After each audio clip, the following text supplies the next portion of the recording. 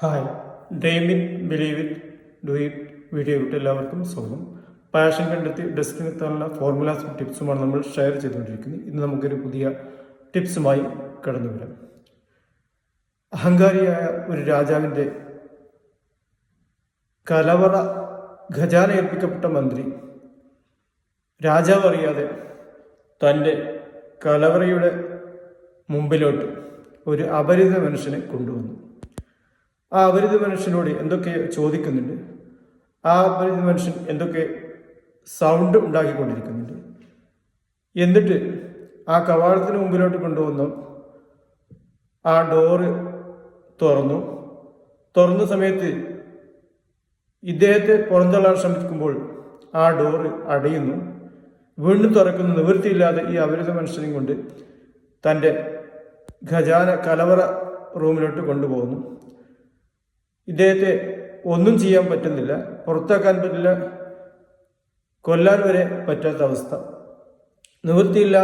ഇദ്ദേഹത്തിൻ്റെ കൊണ്ടുപോയി കലവറയിലൂടെ കൊണ്ടുപോയി അവസാനമുള്ള കവാടത്തിലൂടെ പുറന്തള്ളാമെന്നായിരുന്നു ഈ മന്ത്രിയുടെ ധാരണ. നിവൃത്തിയില്ലാതെ ഈ മനുഷ്യനെ കൂട്ടേണ്ടി വന്നതാണ്. രാജാവ് അറിയില്ല.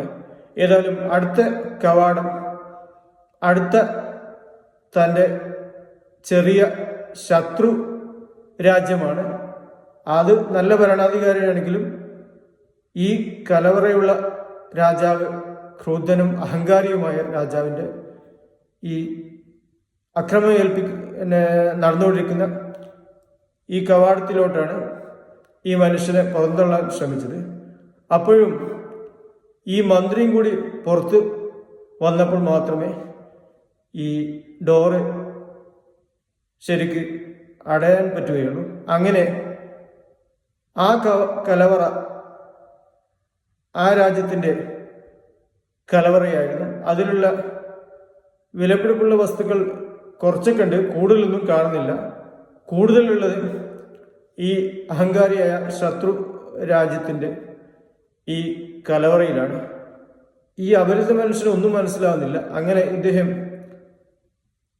അടുത്ത റൂമിലോട്ട് കവാടം ഇദ്ദേഹത്തിൻ്റെ എന്തോ ശബ്ദം ഉച്ചരിച്ചു തുറന്നപ്പോൾ അത് ശത്രു രാജ്യത്തിൻ്റെ രാജാവിൻ്റെ നേരെ റൂമിലോട്ടായിരുന്നു.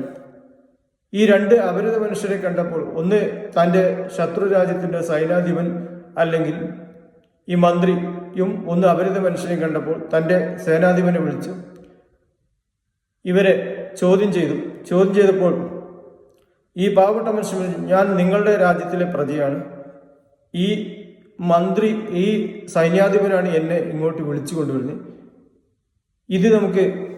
ഇതിൻ്റെ കഥകളൊക്കെ പറയാം.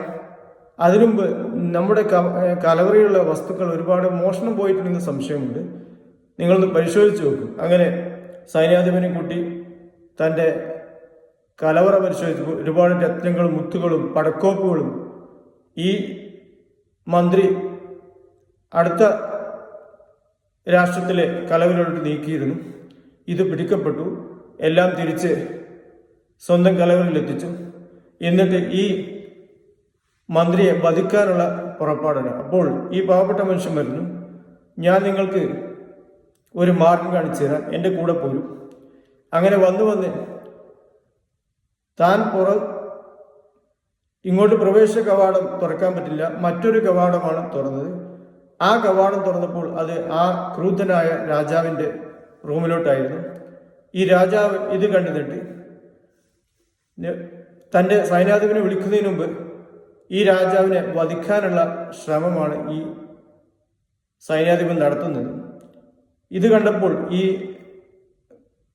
പാവപ്പെട്ട മനുഷ്യൻ പറഞ്ഞു, ആ രാജാവിനെ കൊല്ലണ്ട, നമുക്ക് അദ്ദേഹത്തിൽ നിന്ന് ഇനി നമ്മളെ ആക്രമിക്കില്ല, ഇനി മോഷണം നടത്തില്ല എന്ന് ഒരു കരാർ എഴുതിപ്പിക്കാം.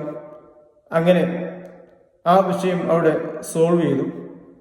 ഇതിനുശേഷം ഈ മന്ത്രിയോട് രാജാവ് ചോദിച്ചു, എങ്ങനെയാണ് ഈ അപരിചിത മനുഷ്യൻ ഇവിടെ എത്തിപ്പെട്ടത്?